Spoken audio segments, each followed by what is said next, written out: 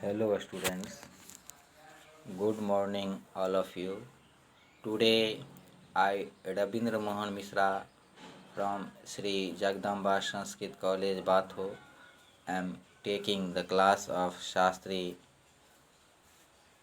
first. Today we see psychological reflections of William Butler Yeats, which is present in the poem The Wild Swans at Coole. Earlier, we have seen the summary and many other questions from these poems. Today, we see something related with psychological reflections. William Butler Yeats, The Wild Swans at Coole, is a kind of psychological reflection, a reckoning in which the speaker comes to terms with or attempts to come to terms with where his life is at. This poem appeared during a significant moment in the poet's life and stands therein as a crucial turning point in his relation to the poetic task. Daniel Tobin comments on the unhappiness of the poet during its 1916 composition. Yeats faced a rejection by Gone after years of equally fruitless courtship of her mother. His beloved Ireland was in the midst of turmoil and rebellion, and at the age of 51, Yeats saw his autumnal years rapidly descending upon him. Yet, although this melancholy looms throughout the poem, Yeats succeeds in establishing, by the very structure of the poem, a response to it, transcending his individual despair through the creation of the poetic object itself. The first stanza of the poem, in its impersonal reflection on an idyllic natural scene, is reminiscent of Yeats' earlier poetic poetry and his quest for the eternal and immutable. This is immediately contrasted with the introduction of the poet's voice in the second stanza, which carries through the first stanza. There,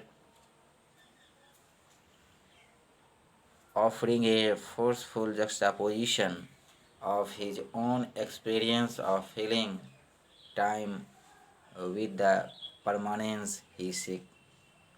We may see that the poet seeks beauty and eternalized quality as the world cares and changes around him.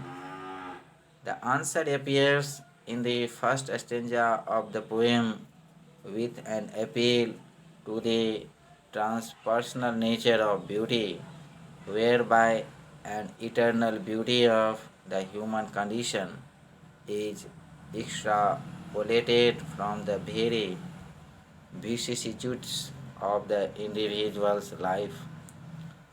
The poem's opening stanza presents an impersonal and ideal description of landscape also, in which the particular cares and concerns of human life are markedly absent.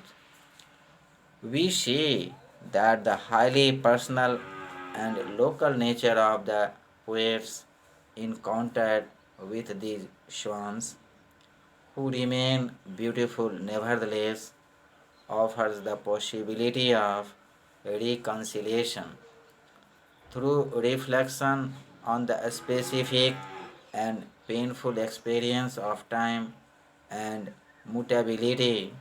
The poet extracts eternal principles from it, thereby creating the image of the beautiful swans.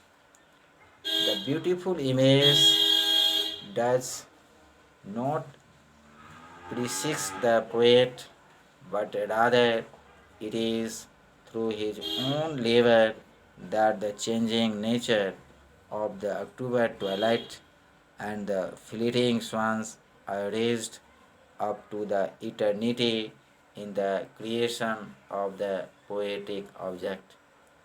He does not merely admire eternity, he creates it, the poem itself, to say how this new relationship is effected. Again, we say in the second stanza there is a contradictory with the first stanza. The second stanza begins immediately to contradict the first stanza's scene of immutability. The poem and the imagery it contains flow inextricably from the context of his personal experience. Nevertheless, this progression of the time, characterized by change, is not unique to him, an individual, and otherwise eternal landscape. Change is seen here as endemic to life itself. They mount before he can finish his count, that is, before he can extract from them a static symbol or image. It is not nature herself that gives us image of eternal beauty, but the poet who captures through his own perception and reflection a specific moment drawn out of a sea of change. Moreover, the swans mount suddenly and scattered, refusing any attempt to apply deterministic logic to the flow of time and implying its ultimately random nature, where the poet, merely a scientist reading a notable future through the present, we would be forced to admit that the image was contained from the beginning in the controvertible flow of nature, leading rationally from one state to the next, whether or not a poet were there to observe it, its course. Instead, we are left with a sense that naturally is inherently meaningless and unpredictable, and that the task falls to the poet to extract an image from the scene, to snatch a moment and give it form in the poetic context. Their wings are inherently clamorous, but through the hand of the poet they are brought together in a harmonious whole. Change becomes even more personal in the third stanza. The timeless arises not from nature itself, nor from the contemplative subject therein, but from the dynamic interactions between individuals in which eternal truths can be grasped. Love does not reside in one location or another, unflinching and immutable, but is rather a timeless concept that appears only in the context of highly contingent, time bound interactions between individuals. The eternal exists in no place or person but arises always from in between. Yeats sees the source of the swan's courageous existence into a future of uncertainty and change in the eternal that has been achieved between them.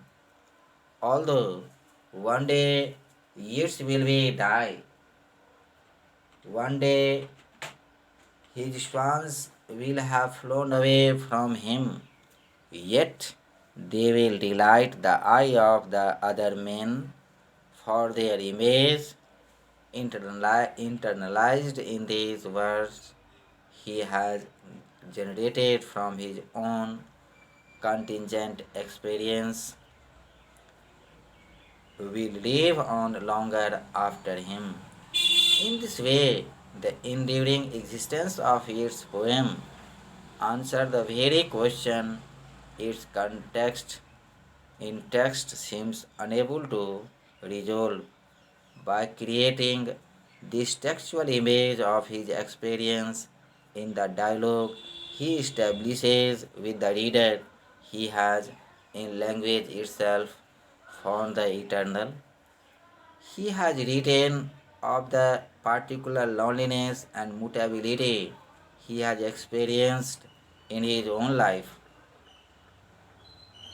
We, 90 years later, read into his poem these emotions such as we have experienced them in our own lives, and between us and him exists this poem, the established image of the ephemerality of human existence that will abide long after the churning wheel of the ages has ground us all the dust.